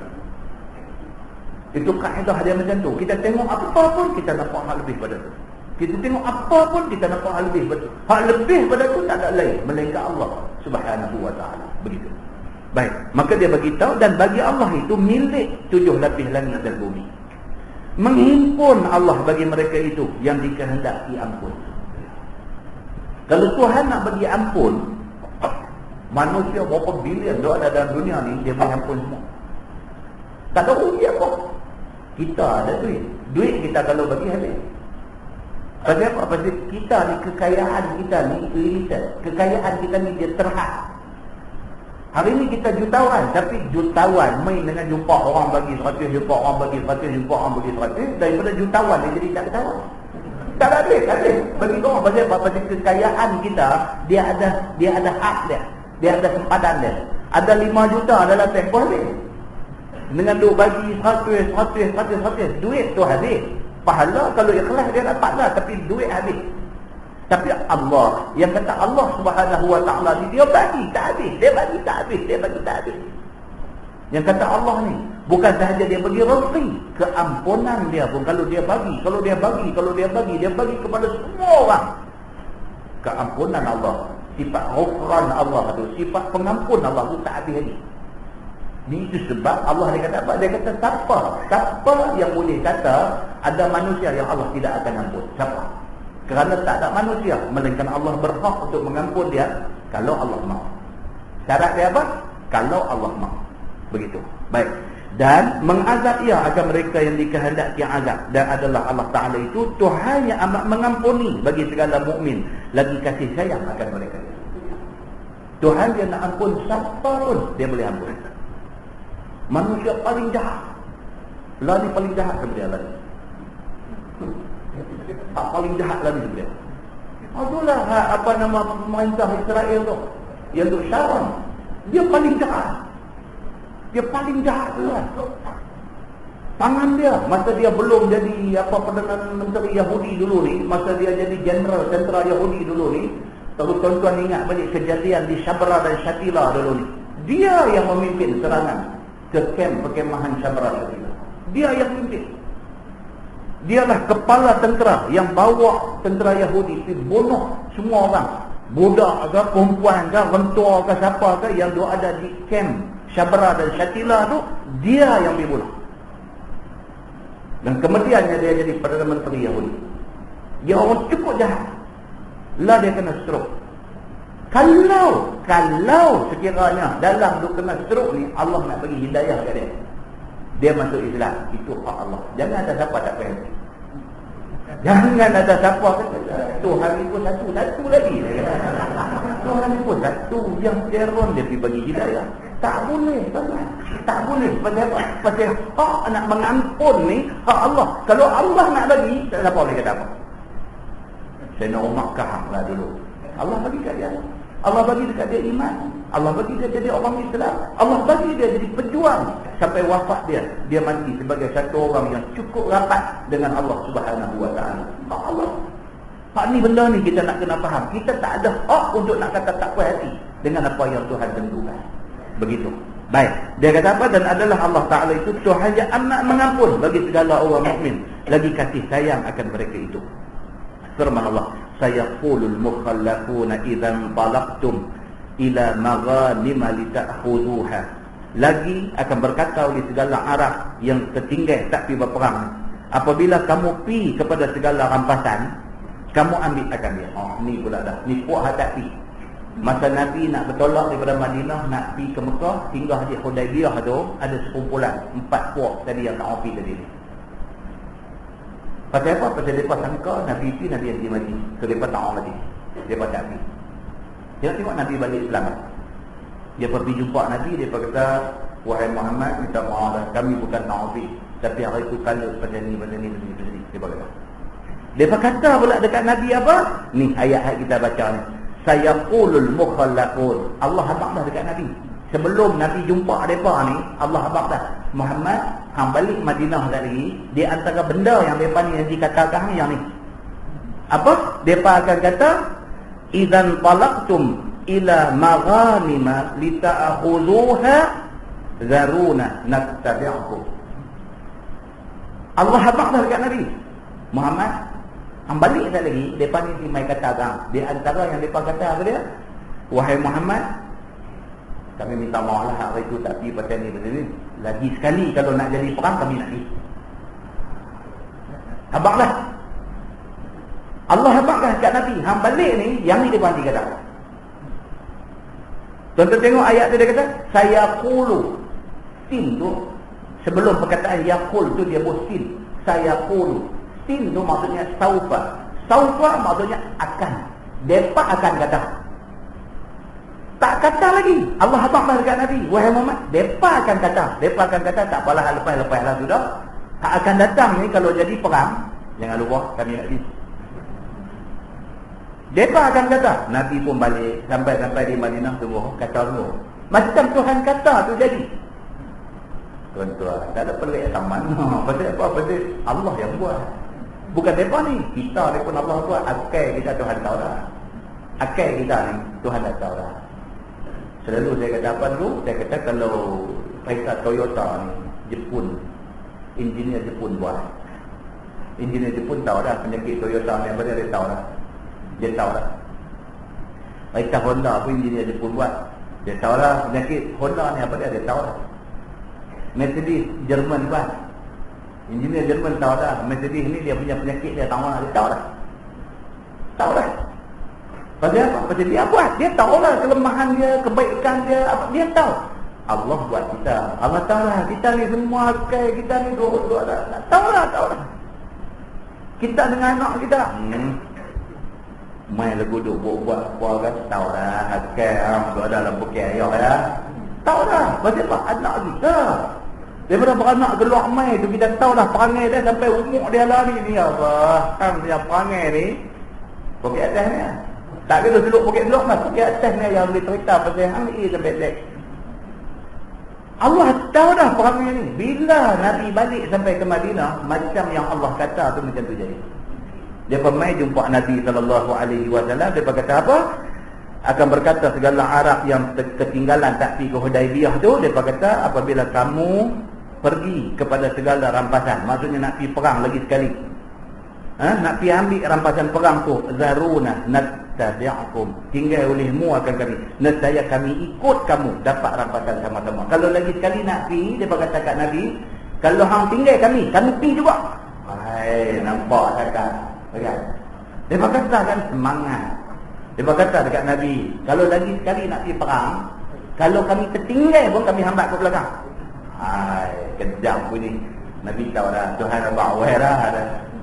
Nabi kata tunggu, apa lagu Tuhan kata tunggu. Kan? Dia kemas macam tu. Yuriduna an yubaddilu kalam Allah. Tuhan kata apa? Menghendaki mereka itu bahawa menukar akan hukum Allah. Allah dah hukum dah. Allah dah kata dah, mereka ni akan minta nak ikut pergi perang untuk perang yang akan datang. Hang jangan bagi mereka ikut. Hang jangan bagi mereka ikut tu, itu hukum Allah. Mereka ni mai kata apa? Kalau lagi sekali jadi perang kami nak pergi. Mereka nak ubah hukum Allah. Allah kata jangan ikut, mereka nak ikut. Masa suruh ikut tadi tak mau ikut. Bila kata jangan ikut, mereka nak ikut. Mereka nak mengubah hukum Allah. Dia kata begitu.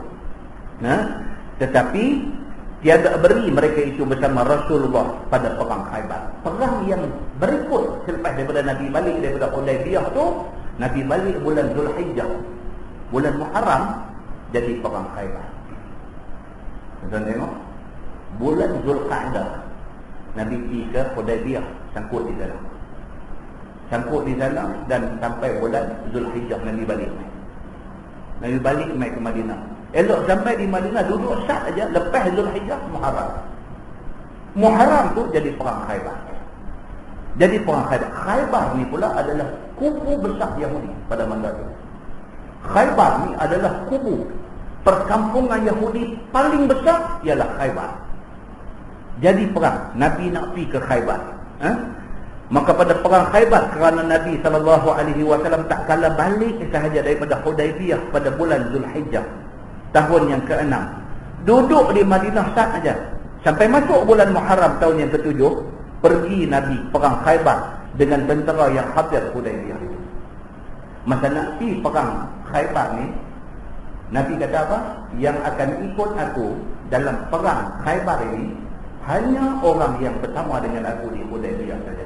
Orang lain volunteer, sukarela nak pergi pun tak boleh. Nabi kata. Bukan aku kata tak boleh, Allah kata tak boleh. Nampak tuan? Jadi Tuhan ni bila dia marah, dia tak marah. Masa dia suruh betul hang tak buat, Allah ni hang geri-geri nak dibuat, tak marah. Tak marah.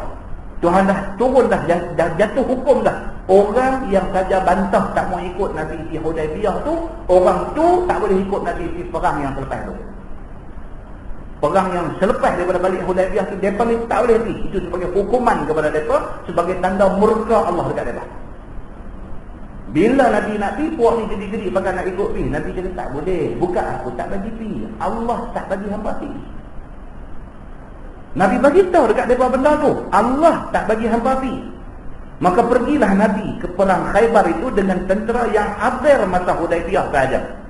Maka menang Nabi dan dapat rampasan yang banyak. Itulah pertama kali perang yang dapat rampasan banyak. Perang Khaybar. Wah, tak pergi masa Hudaibiyah. Jadi kita tahu Khaybar tempat puncak Yahudi. Tangsuh kota banyak.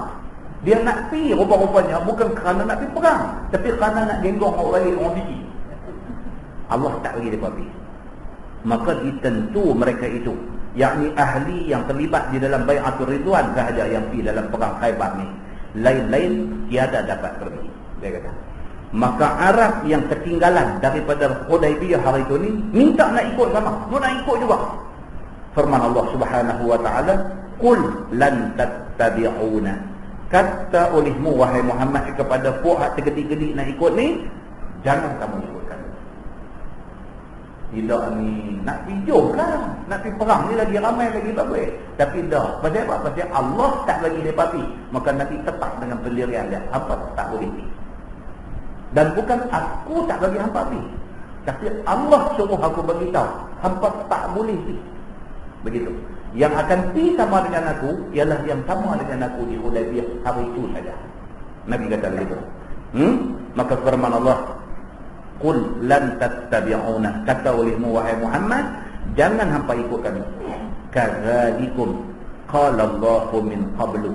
Demikian itulah hukum ke atas kamu yang telah berfirman Allah daripada dahulu sebelum daripada balik kami lagi. Itu dia.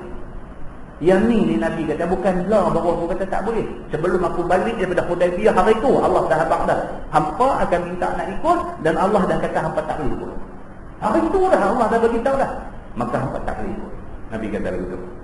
Fasayaquluna bal tahsudunana ulada. Maka lagi berkata mereka itu, geng nak pi tergedik-gedik Nabi tak bagi pi ni. Berkata mereka itu kepada Nabi Muhammad, kamu hasad akan kami. Depa tarang dia saja tergi kat kami tak bagi dia. Ulah dah. Bila Nabi kata tak boleh, depa kata bal tahsudunana. Angin memang jenis tergi busuk hati. Saja orang bagi saya ni. Hang tahu Khaibar tu tempat boleh dapat harta banyak, saja orang bagi saya ni. Tentu dia tengok. Buat lebu ni tak kena, buat lebu ni tak kena, buat lebu ni tak kena. Lebu mana yang kena? Nabi ajak mereka pergi Hudaibiyah, mereka tak pergi, mereka tolong kat Nabi macam-macam. Nabi dah balik main, Nabi nak pergi perang Khaibar, mereka nak pergi, Nabi tak pergi, mereka tolong kat Nabi macam-macam. Buat apa pun tak kena. Pasal apa? Pasal saja nak cari pasal. Kerana Allah Subhanahu wa taala tegah kami daripada dapat rampasan serta kamu. Mereka kata pula, dia kata, bukan Allah Ta'ala tegah kami daripada dapat rampasan serta kamu. Mereka kata betul-betul bukan Tuhan tak beri kami ni. Hang tak beri kami. Hang tak bagi kami dapat harta sama dengan di Khaibar ni. Hang tak beri kami. Mereka kata dengan Nabi macam tu. Firman Allah, bal kanu la yafqahuna illa qalila. Tetapi adalah mereka itu tak faham, mereka itu akan kerja agama. Tuhan kata puak ni tak erti apa. Letih cakap dengan orang tak erti apa ni letih. Kita perang sampai habis doa pun tak faham. Apa macam ni? Kita tak erti. Melainkan sikit saja daripada mereka itu yang erti. Tuhan beritahu dekat Nabi, wahai Muhammad, saya ambil hatilah dengan mereka ni. Mereka ni jenis tak erti. Hak erti sikit aja, hantu saya kira dengan puak tak erti ni. Firman Allah, qul lil mukhallafina min al-a'rab. Kata olehmu ya Muhammad, bagi sekalian yang ketinggalan perang Hudaibiyah daripada segala Arab yang keliling Madinah itu, satud'auna ila qaumin uli ba'sin syadid. Lagi diseru kamu kepada perang kaum yang mempunyai kekuatan perang yang sangat, iaitu Bani Hanifah, kaum Musailamah al-Kadzdzab. Tapi dah depa ni dulu ketak-ketak dengan nak pergi perang Khaibar, hang abang kat depa. Khaibar apa tak boleh. Tapi lepas Khaibar ni akan ada satu perang yang lagi besar. Hak tu hangpa boleh pergi. Apa nak main apa? Nak pergi jangan. Ada apa? Lepas Khaibar ni dia akan ada satu perang yang lagi hebat. Hak tu hangpa boleh pergi. Apa dia perang yang lagi hebat yang kata uli ba'sin syadid ni? Perang yang lagi dahsyat ni. Perang apa? Di sisi ulama tafsir banyak pendapat. Ada kata ni, ada kata perang Banu Hanifah, iaitu perang dengan Musailamah al-Kadzdzab. Satu orang dia mengaku dia Nabi pula. Anak perang lawan dia ni pun ada pengikut dia juga. Ini satu sahabat bagi tahu ni, kerajaan langit tu ada di Indonesia pula. Kerajaan langit itu ni yang hak ceret besar apa macam payung-payung besar apa semua tu, kononnya sudah ada di Indonesia. Bukan dia ni, perempuan pula tak apa, mengaku pula dia bini Jibril pula. La ilaha illallah. Perempuan yang pimpin kerajaan langit di Indonesia ni perempuan. Dia mengaku kata dia bini Jibril. Tak doronglah manusia ni, ya Allah. Awak dia jadi lagu tu. Bini Jibril. Tak apa lah yang tu. Hang nak ikut ni ada. Yang tu yang menarik tu. Hang nak ikut ni. Hang buat cawan besar pun ada kawan ikut. Hang buat payung besar pun ada kawan ikut. Hang abang hang bini Jibril pun ada kawan ikut. Ni jadi lagu tu. Ni yang ayat Quran dok ada terang-terang dengan tafsir dok ada, hadis Nabi ini Sahih Bukhari, Sahih Muslim, Sunan At-Tirmizi, Sunan Abu Daud, semua dok ada kitab hadis terang-terang dok ada. Ni dia tak mau belajar. Dia nak cari hak pelik-pelik ni. Nikah main Jibril. Jadi dia pun pimpin kerajaan ni juga dia. Musailamah Al-Kadzab ni, Musailamah ni pun dia duk tengok Nabi ni dia syok. Bukan dia syok apa, dia syok tengok orang duk jaga Nabi tu. Tengok Nabi, orang hormat Nabi, orang salam Nabi, orang peluk Nabi, orang sayang dekat Nabi. Dia tengok tu dia syok. Aku tak ingin nak jadi Nabi. Kalau aku berjadi Nabi, dia pun jaga aku macam ni. That's it. Tak ingin. Maka Musailamah tiba-tiba mengaku kata, dia kata, sorry lah aku abang lambat sikit. Sebenar-benar aku pun Nabi juga. Saya ada teman-teman je. Minta maaf lah terlambat sikit abang saya, tapi sebenar-benar pun dia kata aku kena abang yang benar ni benar. Dia kata aku Nabi. Puan ni dengar ada Abi ikut. Maka digelar Musailamah ni Musailamah Al-Kadzab. Al-Kadzab maksudnya pembohong dan pendusta. Maksudnya dia bohong orang, dia dusta orang kata dia Nabi, sedangkan dia bukan Nabi. Perang lawan dia perang besar. Pasal apa? Pasal pengikut dia ramai. Hak ikut, hak tak betul ni ramai. Setengah ulama tafsir kata perang besar yang dimaksudkan dalam ayat ni ialah perang lawan dengan Rom, perang lawan dengan Parsi. Itu adalah perang besar. Ada setengah ulama pula kata perang itu ialah perang Hawazin. Ada setengah pendapat pula kata perang besar itu ialah perang lawan dengan puak-puak Kurdi. Macam-macam pendapat di kalangan mufassirin, di kalangan ulama-ulama tafsir. Walau apapun, kira Nabi bagi tahu dekat puak-puak hak tak ikut Hudaibiyah.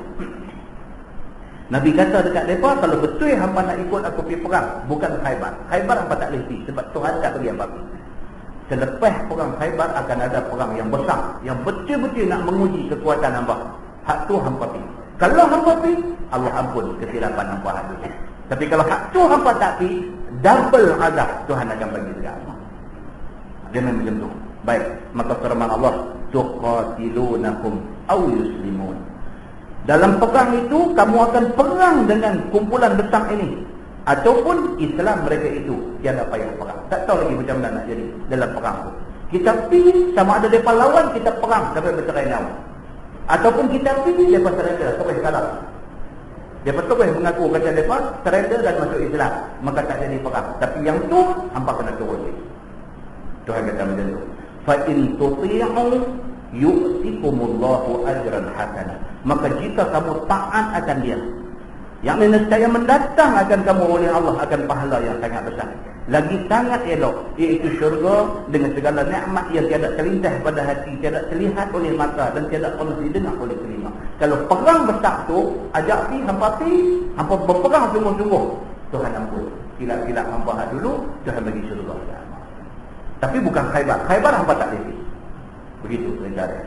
Firman Allah, wa in tatawallaw kama tawallaitum min qablu yu'adzibukum 'adzaban alima. Dan jika kamu berpaling, tak mau ikut dalam perang besar tu, seperti barang yang kamu berpaling dahulu, yakni pada masa Hudaibiyah hari itu, nescaya mengazab Allah akan kamu akan sebagai azab yang sangat sakit. Kalau masa tu ajak pergi, hampa ada buat tak mau pergi duk kalut satu hati pula, memang hampa ni nanti kena teruk dengan Tuhan. Tu aja cerita dia. Allah suruh Nabi habaq kat mereka benda ni. Laisa 'alal a'ma harajun wala 'alal a'raj harajun wala 'alal marid haraj. Tiada atas orang buta itu mengapa pada tinggal perang, tinggal pergi perang. Maksudnya kalau orang buta tak pergi perang tak apa. Ini dia nak beritahu golongan yang diberikan pengecualian daripada perang. Siapa yang apabila mai panggilan perang boleh untuk uzur tak pergi perang. Apa dia? Yang pertama, orang buta, tak apa. Dan tiada atas celek itu tak mengapa. Dia kata maksud orang dan orang yang celek dan atas orang yang celek itu tak mengapa. Orang-orang yang celek tak boleh. Dan apa tadi? Dan tiada atas orang celek itu mengapa. Maksudnya apa? Orang celek kena pergi. Orang buta boleh dikecualikan daripada pergi. Ini pasal semua ni kita baca lagi. Dia kata kalau buta kena pergi, celek tak boleh pergi pula, kacau. Dah, dia nak abang kata hak buta diberikan pengecualian, boleh tak pergi. Celek kena pergi. Dah begitu. Dan atas orang sakit itu tak mengapa kalau sakit tak apa. Maksudnya dikecualikan.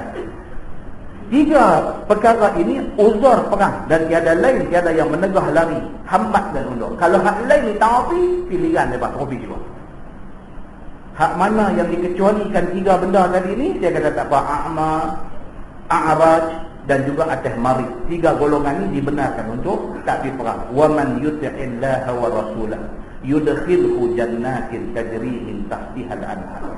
Dan barang siapa yang taat ikut Allah dan Rasul pada suruh dan tegak, nescaya memasuk Allah akan syurga yang mengalir daripada bawahnya oleh segala sungai. Taat masuk syurga. Dia macam tu aja. Taat masuk syurga. Wa man yatawalla yu'adzibhu 'adzaban alima. Dan barang siapa yang berpaling, yakni tak taat, nescaya mengazab Allah akan dia dengan azab yang sangat sakit di akhirat. Kalau tak ada uzur yang 3 tadi ni. Apa dia? A'ma, buta. A'raj, kaki tempang. Dan juga yang ketiga, orang marid, orang sakit. 3 golongan ni dikecualikan daripada perang. Lain pada tu, kalau ajak pergi perang tak mau, ligan dia bang. Suruh pergi. Kalau dia tak pergi juga, Allah sediakan kepada mereka azab neraka. Nah, wallah. Lepas ni insya-Allah kita masuk laqad radiyallahu 'anil mu'minin iz yubayyi'unaka tahta asy-syajarah fa'alima ma fi qulubihim fa'anzala as-sakinata 'alaihim. Ini adalah sempena kepada nama perjanjian tu, Bai'atul Ridwan. Dia sebut laqad radiyah. Sesungguhnya telah redha. Ambil daripada perkataan laqad radiyah ni, maka perjanjian itu dinamakan Bai'atul Ridwan. Ridwan itu perkataan radiyah, redha. Wallahu a'lam.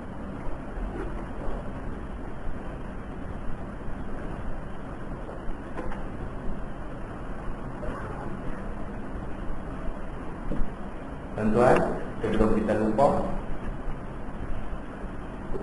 minggu depan 10 Muharram. 10 Muharram adalah hari yang disunatkan puasa.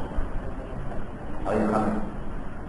10 Muharram pula jatuh pula hari Khamis, hari sunat puasa pula lagi. Dan 10 Muharram pun memang dah disuruh puasa. Disunatkan sangat-sangat puasa. Jatuh pula hari sunat puasa, hari Khamis.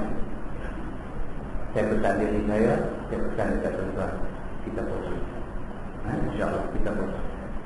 Kalau sampai malam ni umur kita dah 40, dah 50, dah 60, tak pernah puasa Ashura. Ni yang kata Ashura. Ashura maksudnya 10. Ashara 10 Muharram dia panggil Ashura. Yaum Ashura, hari 10 Muharram. Nabi SAW adalah hadis sahih. Nabi SAW dengan sahabat-sahabat jalan, jumpa orang Yahudi. Jumpa sekumpulan orang Yahudi yang mereka ni puasa pada hari 10 Muharram. Nabi tanya mereka, hampa puasa apa? Orang Yahudi beritahu dekat Nabi, mereka kata kami puasa Ashura, puasa 10 Muharram. Pasal apa? Nabi tanya. Mereka kata kerana pada 10 Muharram ini, pada 10 Muharram ini Nabi Musa terlepas daripada kena hambat dengan Fir'aun. Dan pada 10 Muharram ini Allah menenggelamkan Fir'aun di dalam Laut Merah. Nabi Muhammad SAW dengar benda tu, Nabi Muhammad kata apa? Bahkan aku yang lebih wajar berpuasa daripada kamu. Dan lepas daripada itu 10 Muharram adalah hari yang Nabi SAW puasa. Kemudian dalam hadis lain pula Nabi SAW kata apa? Nabi kata siapa yang puasa Ashura, puasa pada 10 Muharram, maka Allah Subhanahu wa taala mengampunkan dosa dia yang telah lalu. Maksudnya ialah dosa kecil. Puasa Yaum Arafah puasa hari Arafah hari tu ni.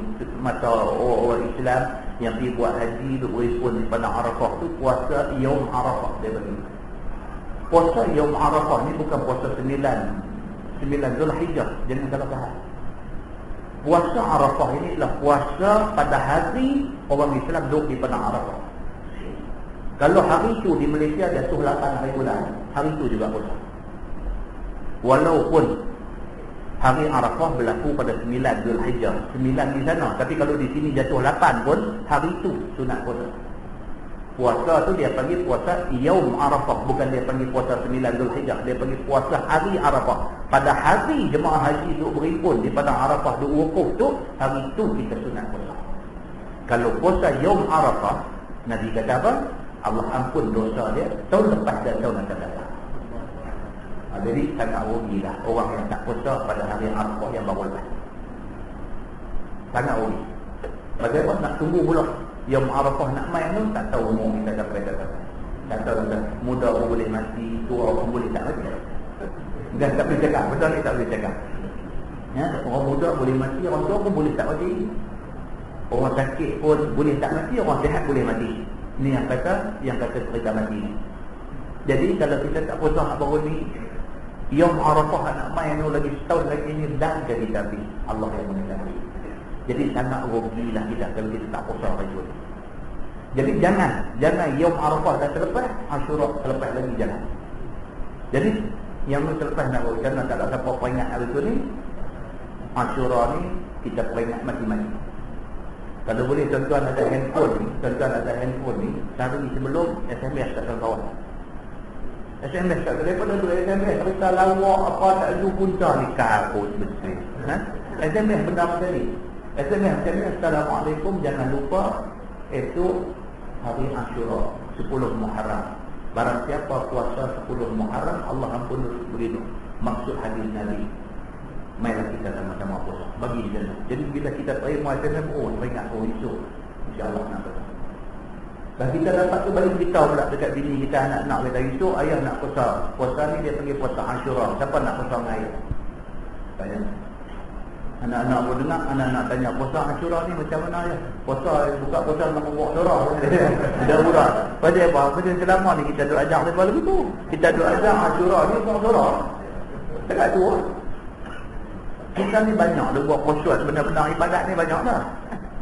Cukup kepala ni sunnah. Bukan sunnah. Sunnah maksudnya apa? Nabi buat. Nabi dapat cucu ni, Nabi cukup kepala.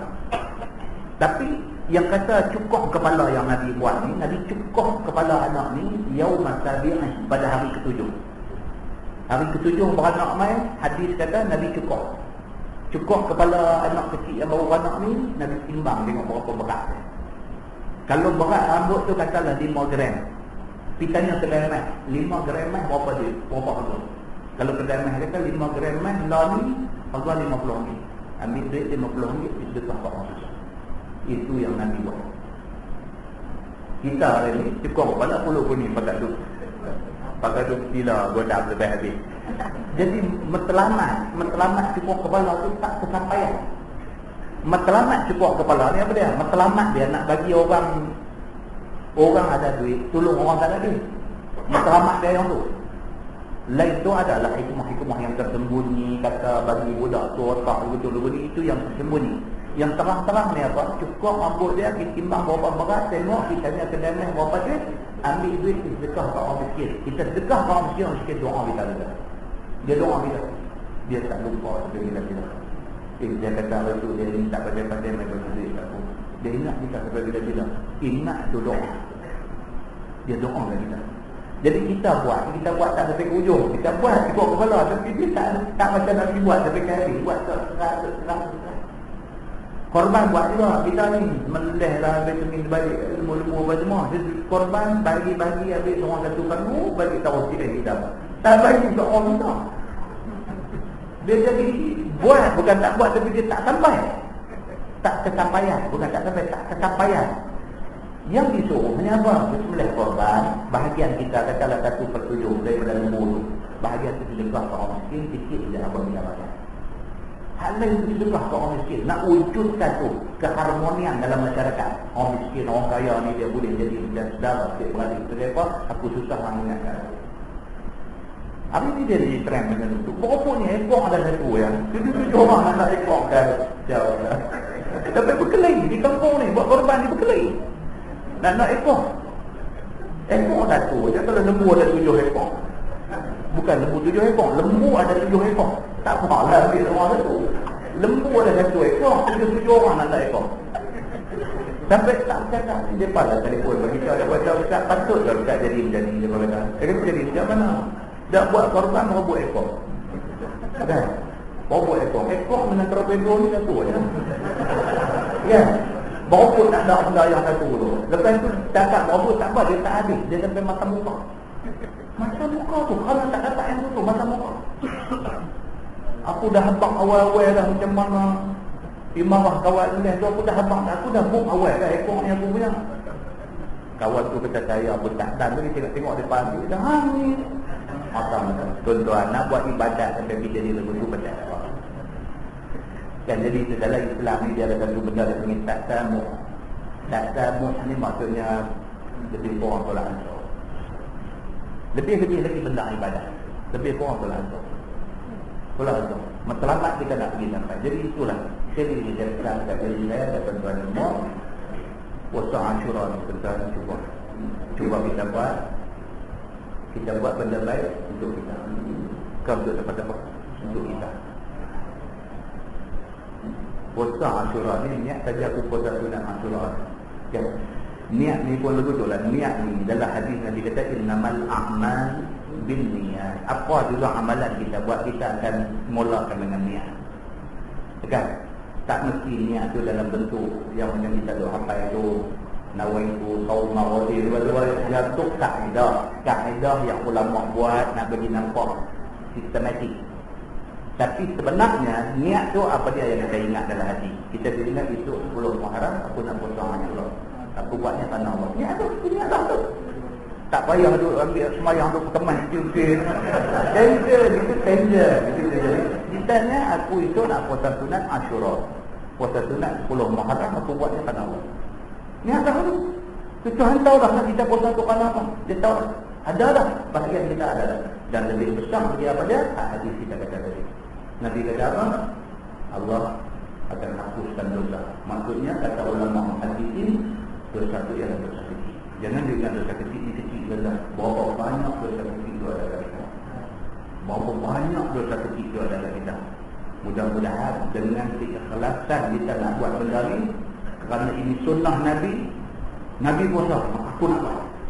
Mudah-mudahan dengan kesungguhan dan keikhlasan itu Allah hapuskan dosa-dosa kita untuk tahun. InsyaAllah kita cuba. Pesan balik awal-awal tulis apa buat jadi takut lupa kita ni lah. Dengan benda baik ni memang saya lupa. Ni kuliah kawan, saya ada kawan orang. Dia kira selepas kuliah saja.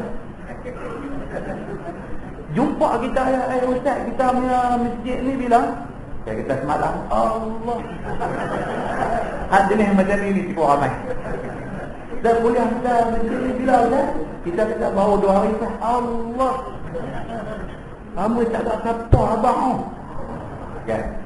Orang-orang kita tolong dia dengar tu kan. Tapi dia bukan saja tak pi. Dia terlupa. Tapi kalau sampai tiap-tiap kali dia boleh lepas dari tu.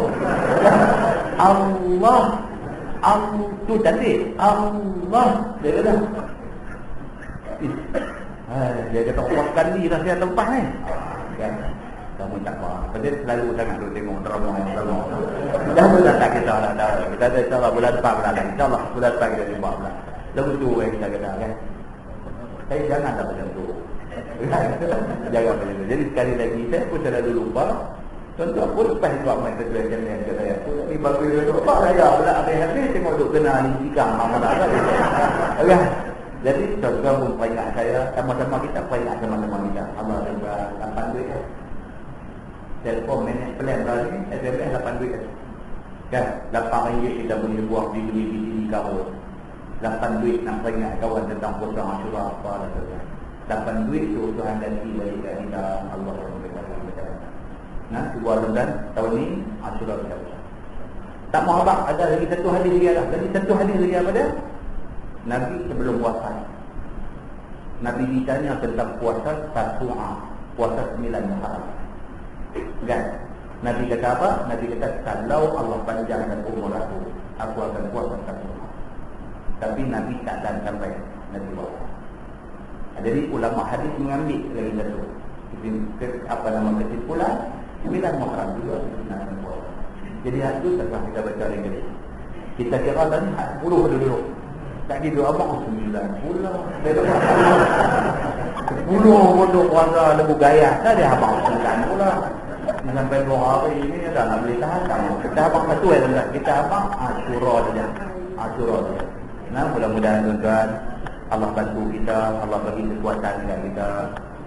Tambah lagi ni masuk berapa Muharram dua Muharram tahun baru. Tahun baru ni paling baik daripada tahun lain. Kan? Ada kawan tak main satu SMS kat saya awal Muharram awal ni, yang tak main dia kata apa? Rugilah orang yang kemarin dengan hari ini dia lebih teruk lagi. Dia kata apa? Yang kedua, rugilah orang yang kemarin dengan hari ini sama. Rugi, dia kata. Binasalah orang yang kemarin dengan hari ini lebih teruk lagi. Yang ketiga, dia kata, dan beruntunglah orang yang kemarin dengan hari ini lebih baik daripada kemarin. Saya bila baca balik SMS tu, saya hantar dekat Panama kawan. Kan? Betul ya, benar. Rugi kita kalau tahun lepas dengan tahun ni kita lusuh juga. Rugi, tak ada peningkatan. Rugi kita. Tahun yang lepas pun tak pernah puasa Asyura. Tahun ni pun orang berpenyak pun tak puasa Asyura. Dia kata binasalah orang yang tahun lepas dengan tahun ni lagi teruk daripada tahun lepas. Binasalah. Orang nak meningkat, dia lagi teruk. Na'udzubillah min dzalik. Tapi dia kata beruntunglah orang yang tahun lepas dengan tahun ni dia lebih baik daripada tahun lepas. Beruntunglah. Baca SMS tu banyak kali tuan. Aku kena hantar orang lain. Dan rugilah orang yang baca SMS tu tak rasa apa-apa. Kan, rugi dah. Jadi kalau dia baca, dia rasa sesuatu, mudah-mudahan beruntung. Nah, wallahu a'lam. Yang baik daripada Allah, dia tak baik di akhirat. Kita tanggung dengan tasbih kafarah dan surah Al-Mas.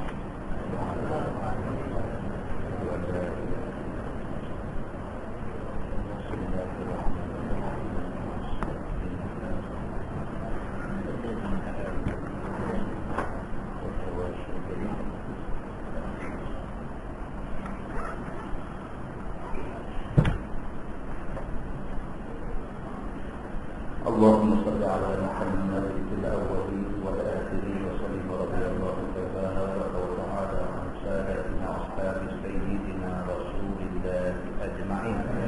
بسم الله الرحمن الرحيم. الحمد لله رب العالمين حمدا يوافي نعمه ويكافئ مزيدا. يا ربنا لك الحمد كما ينبغي لجلال وجهك الكريم وعظيم سلطانك. رضينا بالله ربا وبالإسلام دينا وبمحمد نبيا ورسولا. اللهم افتح علينا فتوح العارفين وارزقنا فهم النبيين بجاه خاتم المرسلين. اللهم فقهنا في الدين وعلمنا التأويل واهدنا صراطك المستقيم. اللهم أرنا الحق حقا وارزقنا اتباعه وأرنا الباطل باطلا وارزقنا اجتنابه. اللهم اجعل جمعنا جمعا مرحوما وتفرقنا من بعده تفرقا معصوما. وصلى الله على محمد وعلى آله وصحبه وسلم والحمد لله رب العالمين. السلام عليكم.